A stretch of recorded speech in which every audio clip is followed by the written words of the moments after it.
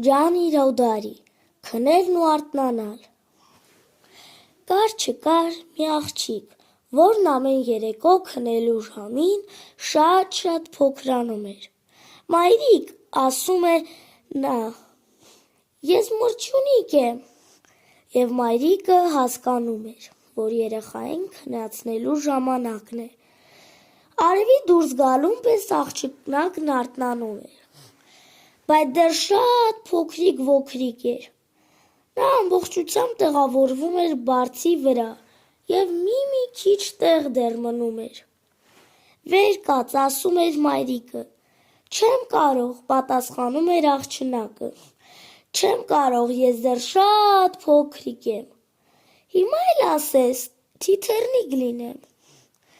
Սպասիր մինչև մեծանամ, քիչ անց նա բացականչում էր.